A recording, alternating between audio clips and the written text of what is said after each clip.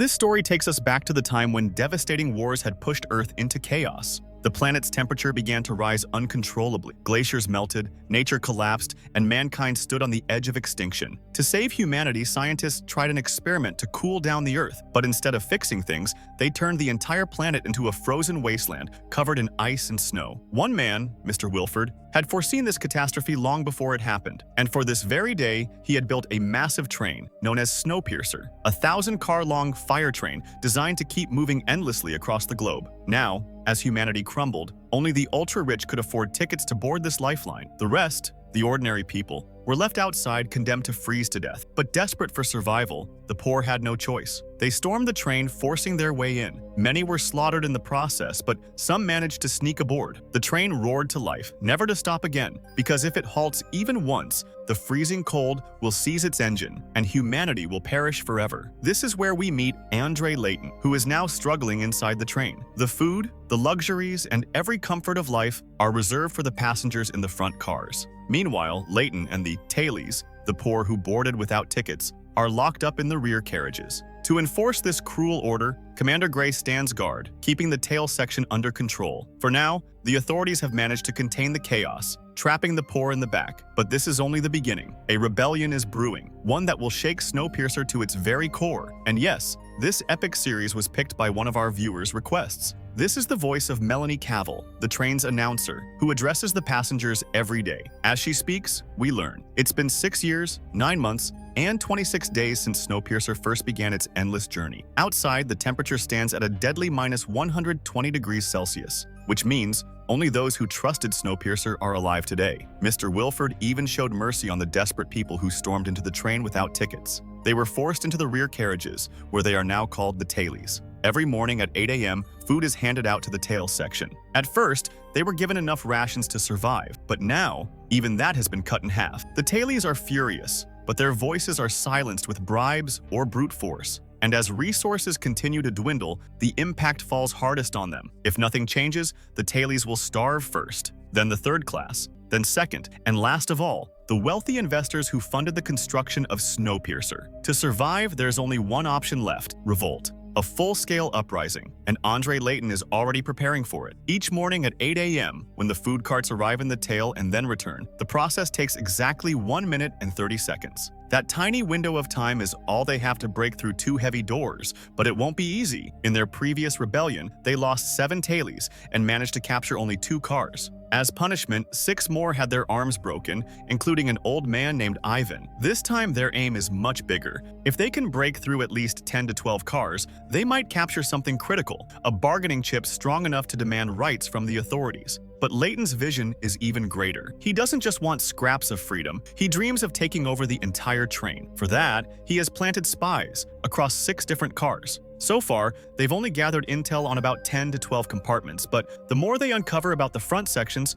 the better their chances of survival. Layton is building his rebellion, step by step. In the tail, Andre Layton had become a natural leader, someone everyone followed. But meanwhile, in third class, a terrifying problem had surfaced. A serial killer who was murdering people in a grotesque way, cutting off their private parts. Before panic could spread among the passengers, Melanie wanted to deal with this matter quietly. After all, the wealthy elites had paid Wilford Industries to live in luxury, not in constant fear. Melanie assigned the task to Ruth Wardle. Soon, Andre Layton was captured. The tailies, despite their anger, couldn't do anything to stop it. Layton was bathed, cleaned, and given a medical checkup. Then, a brakeman named Bess Till secretly escorted him through hidden passageways, finally presenting him before her boss, Sam Roach. On the table in front of Layton lay fresh bread, something he hadn't seen in over 6 years. His eyes lit up, his mouth watered, and for the first time he realized what he was missing. But there was a catch. If Layton wanted access to such luxuries, he would first have to solve a murder case. You see, Andre Layton was the only trained homicide detective on the train. When Mr. Wilford heard of this, he had Layton pulled from the tail. Just a few days earlier, the serial killer had struck again, murdering a man named Sean Wise,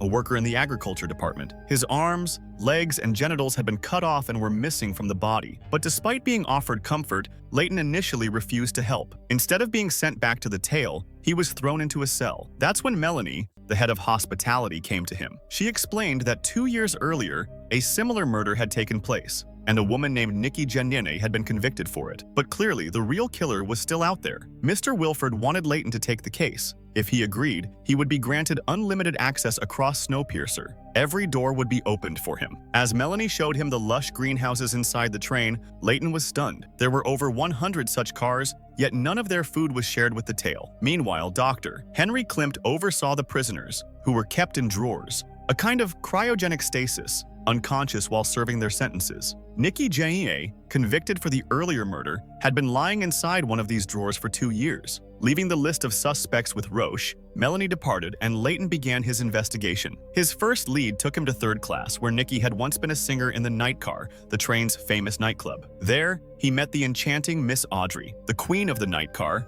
adored by thousands for her performances. After her show ended, Roche introduced her to Leighton, explaining that he would be investigating the murders. Miss Audrey, however, had a personal connection. She and Nikki had been close friends, often performing together. When Nikki was falsely accused of the first murder, Audrey had tried everything to save her, but failed. Nikki Janaid hadn't been saved. She was falsely accused of murder and locked away in the drawers. Now, another girl from Audrey's nightclub had become a target. Every time the real killer wasn't found, blame fell on innocent women. This time, suspicion landed on Zara, Leighton's ex-wife. Years earlier, she had accepted an offer to work in the night car of third class. With that came better living conditions than the tail, and she left Leighton behind. To the tail, Zara was a traitor. To Leighton, she was the woman he had once loved deeply. After joining third class, Zara found love again, with Sean Wise, the agriculture worker. But Sean was brutally murdered, his body mutilated, and now Zara was about to be blamed for his death. With no way out, she revealed to the authorities that Leighton was a homicide detective, the only one capable of catching the real killer. That's how they first learned of his past.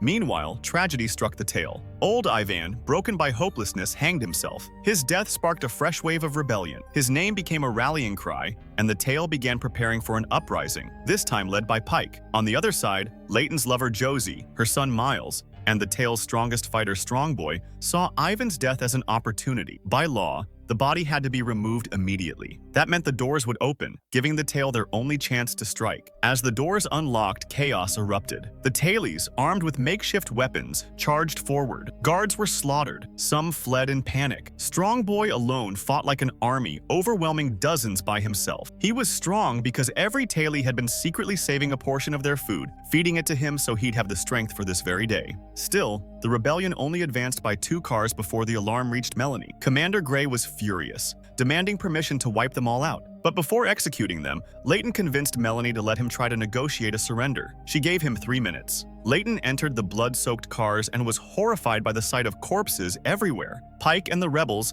had captured Brakeman Best-Till as a hostage. They threatened that hundreds more tailies armed with weapons were waiting in the rear, ready to storm forward and kill every guard. But Leighton had a different idea. He urged them to surrender, explaining that this was the only way to stay alive. At first, the rebels raged at the thought, but eventually they agreed on one condition, that Leighton himself would be responsible for freeing them from the drawers one day. In this way, the rebellion ended. The surviving rebels were sentenced to spend the rest of their lives frozen in the drawers. For Leighton, though, this was a step forward. Within days, he had already mapped over 130 train cars. The more information he gathered, the closer he came to fulfilling Ivan's dream, taking over the entire train. But Commander Gray and Ruth Wardell weren't satisfied with just punishment. They demanded balance. To make an example, Melanie ordered one of the rebels' hands broken. Among the captured was a little girl who had fought alongside the rebels. The announcement that her hand would be broken shocked her mother and horrified every tailie. Desperate to save her child, the mother stepped forward. She confessed that she had been the one who pushed her daughter into the rebellion. So the punishment was decided. Instead of the little girl, her mother was forced to take the blame. Ruth accepted her confession, letting the child go. The woman's arm was then exposed outside, into the brutal minus 122 degrees Celsius air. Within seconds, her entire arm froze solid. Then it was smashed apart with a hammer. The cruelty of the rich was now unbearable. Josie believed that one day the tail would rise and take revenge. One day, they would seize control of the 1,001 car-long train. Meanwhile, the 3 captured rebels were also sentenced to the drawers, condemned to remain there until their final breath. The next morning, Leighton resumed his investigation. To make sure he didn't overstep, Bess Till was assigned to keep watch on him, but Leighton always found a way to do things his own way. Using interrogation as an excuse, he managed to meet his ex-wife Zara. From the details of Sean Wise's mutilation, Leighton realized something. Such clean but brutal cuts could only have been made by a butcher's tools. He immediately suspected the butcher's car, but without official permission, entry was denied. Elsewhere, in the engine room, we see Bennett and Javier, the two engineers responsible for keeping Snowpiercer running. But today, disaster struck. A massive block of ice collapsed onto the tracks. The train shook violently, alarms blared, and a terrifying cracking sound filled the engine room. Bennett and Javier looked at each other in shock, then scrambled to stabilize the controls. The entire train was rocked off balance. In the livestock cars, windows shattered under the impact. Within seconds, both animals and people inside froze solid, turned into ice statues. Though the train regained balance shortly after, the damage was devastating. Amid the chaos, Leighton was granted a brief inspection, 2 minutes inside the freezer. At first, nothing was found, but as the ventilation shafts were opened, Bess Till recoiled in horror. Inside, they discovered Sean Wise's severed arms and legs, hidden by the killer. This pointed suspicion back toward the butchers, but the mystery deepened because every single butcher had already died in the ice disaster. Was it really one of them? Or had the killer planted evidence to mislead the investigation? But there was no time to dwell on it. Another crisis loomed. The train's power consumption was rising dangerously high. To survive the climb up the frozen mountain ahead, power had to be conserved or they would stall and die. 3 options were proposed. Cut electricity from the agriculture cars, risking damage to crops. Shut down the luxury jacuzzis of the first class. Or stop the tail's water supply for 2 days.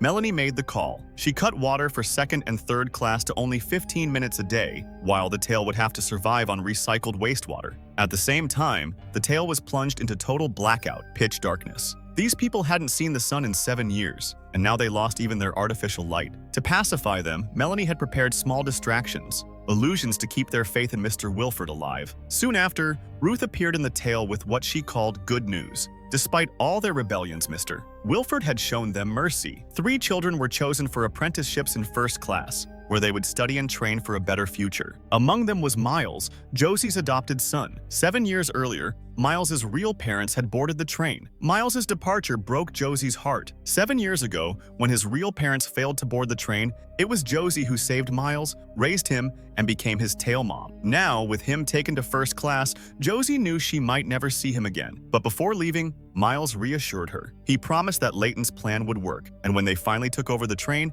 they would be reunited. Meanwhile, we discover something new about Dr. Terrence. After 2 years of overseeing the drawers, he had developed feelings for Nikki Jennett. While secretly caring for her, he once traded for a razor to maintain her hygiene. For that razor, he offered a unique bargain, a chip taken from Sean Wise's severed hand. That chip was no ordinary trinket. It was an access key, capable of unlocking any door in second and third class. But this raised an important question. Who exactly was Sean Wise, and why did the killer target him? The truth began to unfold. Sean Wise was not just another worker. He was actually a spy for Mr. Wilford himself. That's why he had the access key. But before his death, Sean had also been involved in starting a new kind of drug trade inside the third class. He knew of a brakeman who, in exchange for favors, would sneak tail kids into parties where they were introduced to the drug, Connelly. Acting quickly, Roach's team caught the brakeman and forced him to reveal his supplier. This pointed directly toward a bigger player, the head of the drug network. Meanwhile, in first class, we're introduced to the Folger family, the wealthiest passengers on board and the largest investors in Wilford Industries.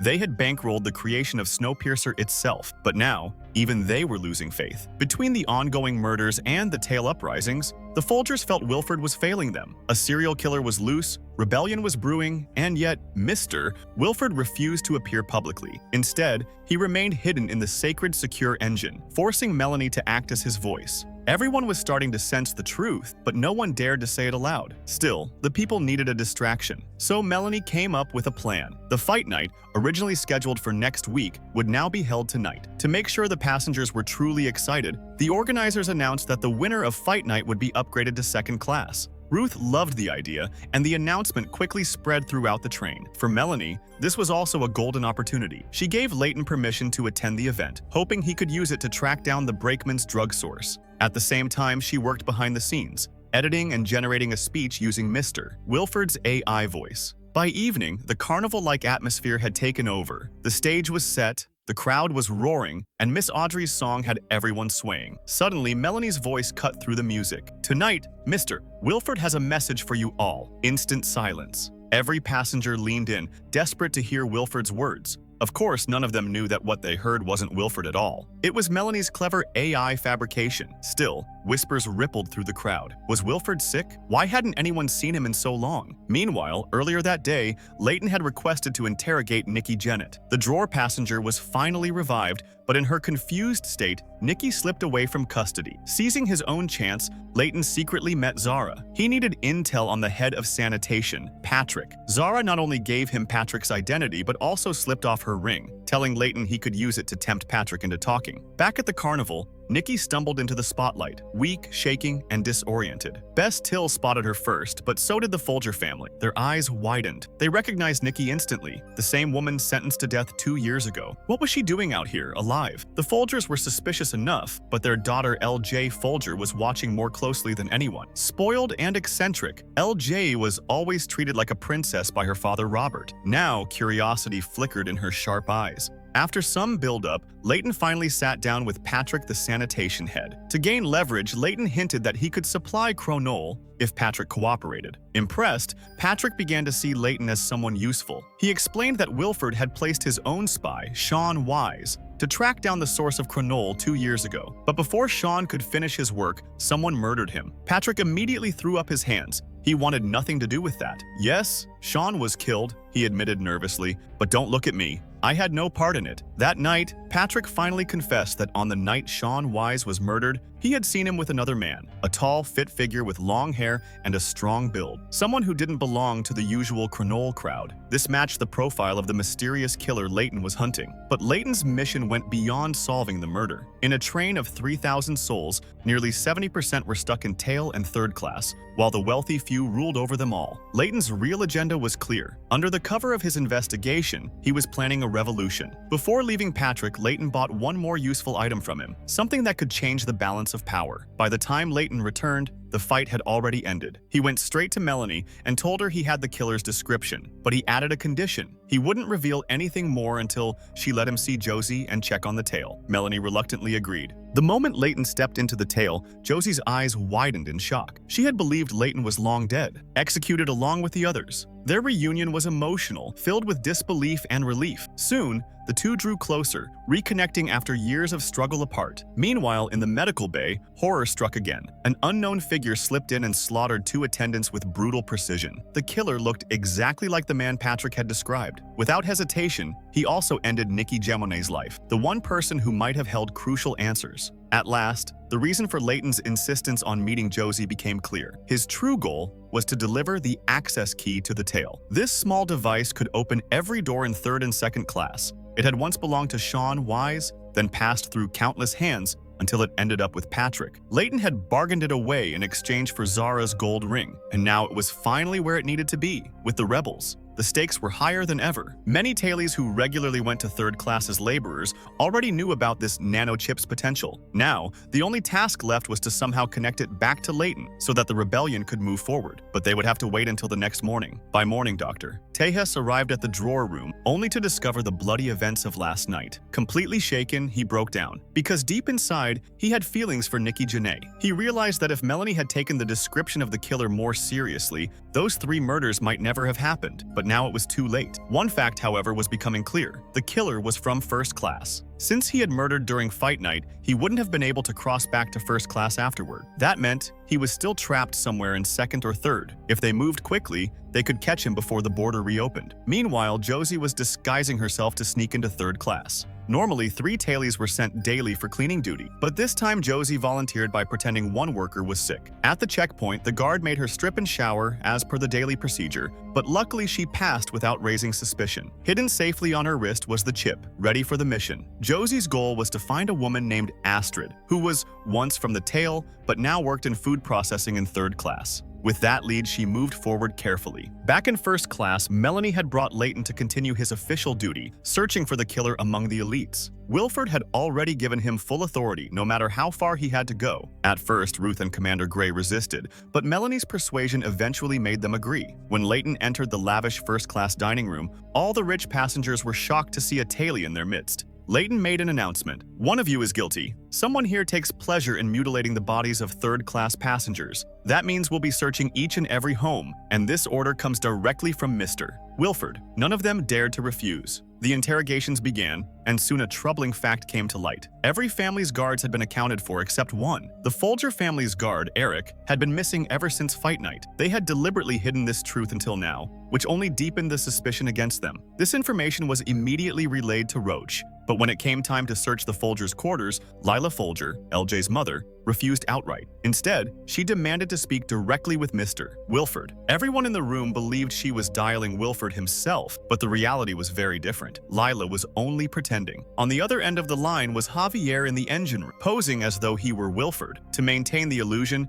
he even agreed to imitate Wilford's voice if it became necessary. Fortunately, that moment never arrived. The ruse held, and no one suspected the truth. This raised a big question. Where is Wilford really? Why is Melanie hiding this from everyone? Leighton, clever as ever, began to suspect that something was terribly wrong with the so-called creator of the train. Meanwhile, Josie successfully reached Astrid, a former tailie now working in third-class food processing. Astrid was stunned to see Josie there, knowing that if she was caught outside the tail, she would be punished severely. But Josie had no time for unnecessary questions. She explained that they needed someone inside third class who could secretly pass Leighton's messages to the tail. Astrid, who had once suffered the same misery in the tail, agreed without hesitation. And just like that, Josie's mission was complete. Back in second class, the search for the killer intensified. As soon as Eric, the missing guard of the Folger family, realized the brakemen were closing in, he quickly loaded his hidden revolver. But hold on. According to the Snowpiercer rulebook, all guns had been confiscated before the train even launched. Not even the brakemen had firearms, which meant this gun had been smuggled in illegally. Sensing danger,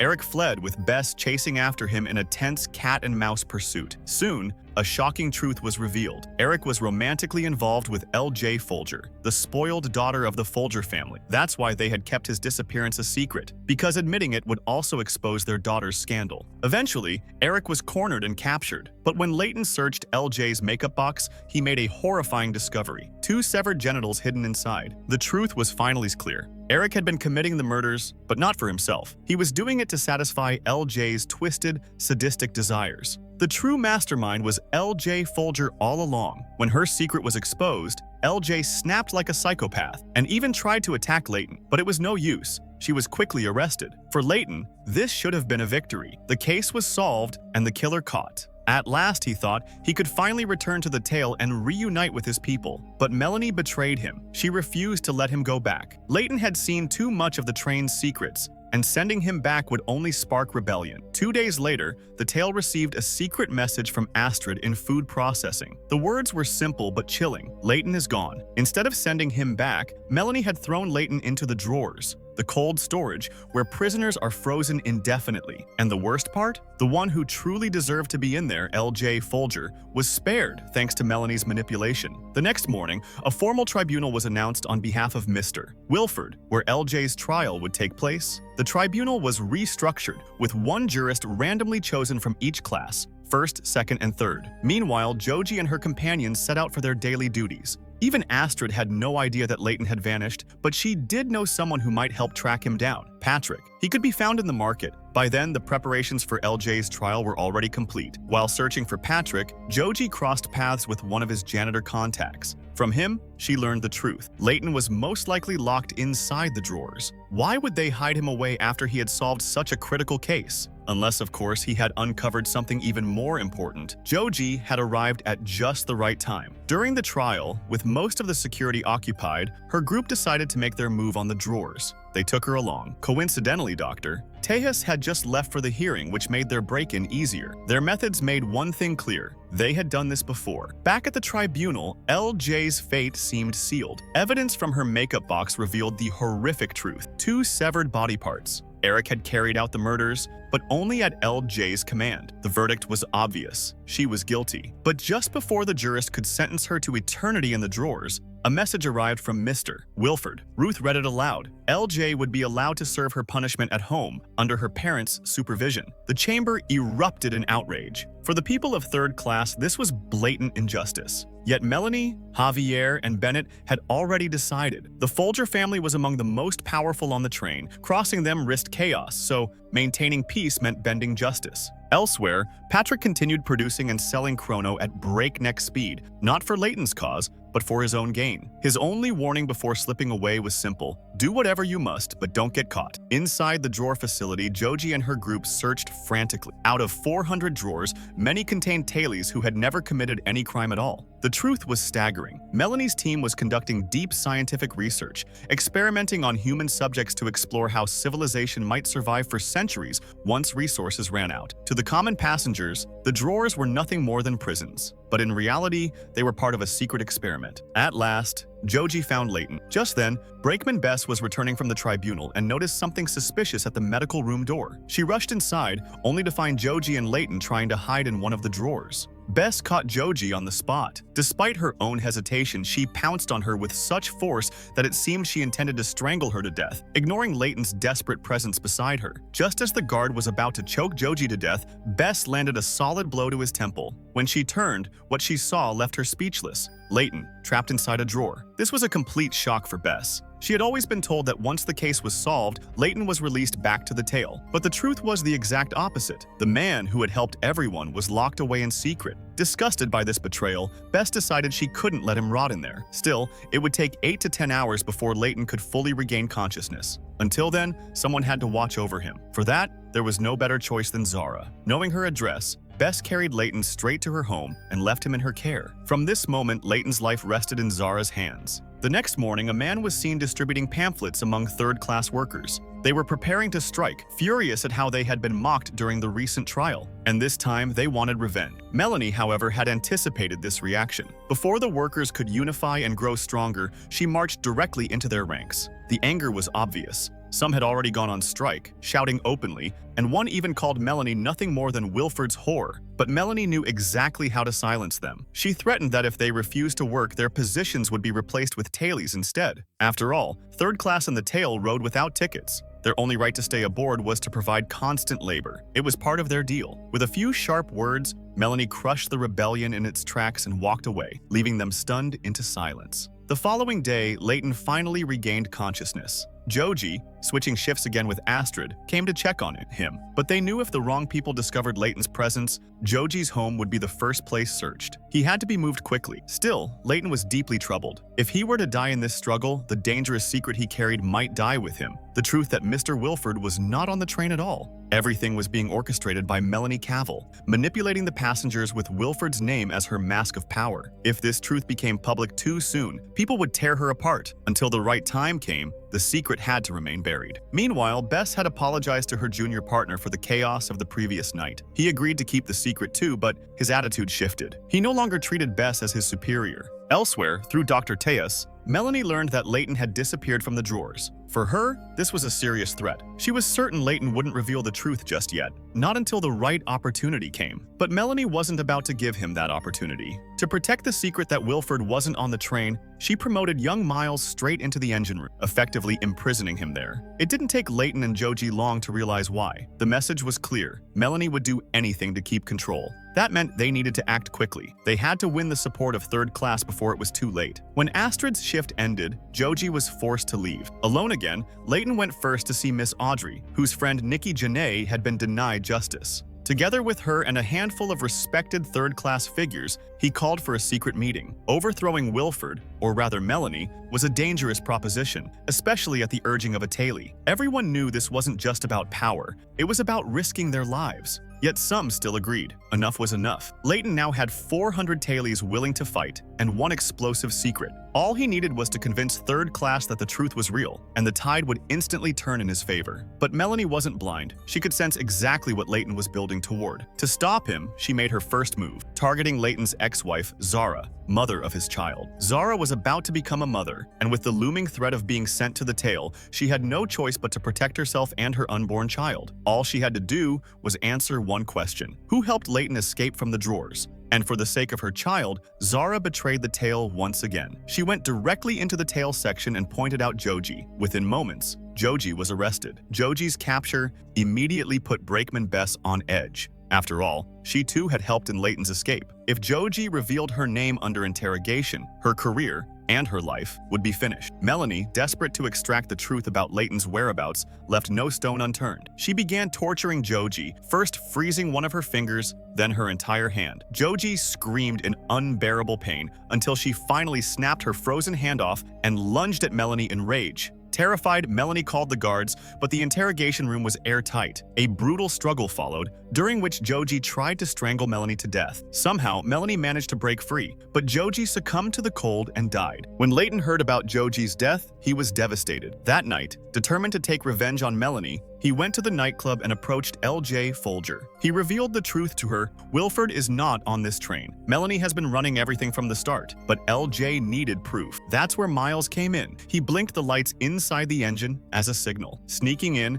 L.J. found no trace of Mr. Wilford. Instead, she discovered personal photos of Melanie and her daughter. Taking one as evidence, she slipped out quietly. Later, she shared this revelation with Commander Gray and Ruth. Ruth refused to believe it since Gray himself had met Wilford several times, but that was before the train had even started its journey. So they agreed to hold a formal meeting. Meanwhile, Layton had already put his rebellion into motion. He sent signals to the tail and beyond. Tonight was the night they would seize the train. When Melanie emerged from the engine the next morning, she was confronted immediately. Lila Folger stepped forward, demanding answers about why Wilford wasn't in the engine. Melanie tried her old tricks again, but this time they didn't work. L.J. herself testified as an eyewitness, proving she had seen the engine the night before, and there was no Wilford. As further proof, she presented the stolen photo of Melanie's daughter. At Commander Gray's signal, Melanie was arrested on the spot. All the guards stationed across the train were ordered to report to first class. Melanie pleaded desperately, warning that this was Layton's trap and everything would collapse.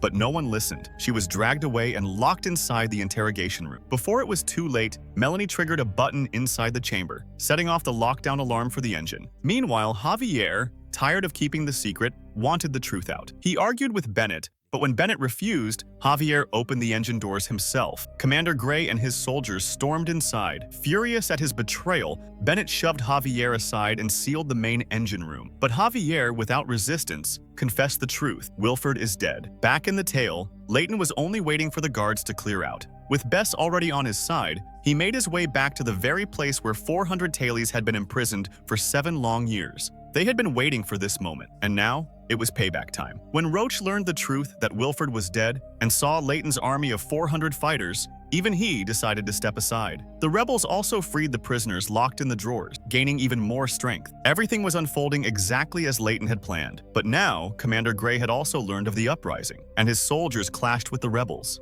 Yet the tale had its own hidden edge. Skilled craftsmen had built powerful weapons from nothing but scrap, and against these improvised but deadly tools, Gray's army began to falter. Inside the train, the atmosphere looked no less than a battlefield. Layton, the sharp and fearless leader of the rebels, knew the art of war better than anyone. Every move he made was carefully calculated. He spread his army across the length of the train, ensuring Commander Gray's forces would be surrounded at every turn. Gray's soldiers, however, did not give up easily. They knew that to win this war, they would have to fight with everything they had. Gray rallied his troops and launched a fierce counterattack against the rebels, but Layton's tactics, combined with his unshakable leadership, turned the tide. One after another, Gray's offensives collapsed. At last, Gray and his forces were forced to kneel. Layton had done it. He had seized control of the train, but the victory celebrations did not last long, because at that very moment, the true owner of the train arrived on the battlefield. It was none other than Mr. Wilford himself. The shocking truth emerged. Melanie Cavill had stolen the train from him long ago, and now, Wilford had come to reclaim what was rightfully his. The very design of the train made it clear. This was his creation, his domain. Without hesitation, Wilford connected his own engine to the tail of Snowpiercer. And just like that, Season 1 came to an end. So friends, that was the full story of Snowpiercer Season 1. If you enjoyed this explanation, don't forget to support me. It really means a lot since this is the very first video on my channel. Let's aim for 200 likes on this one. Your likes and comments will motivate me to bring even more amazing stories for you. See you in the next video.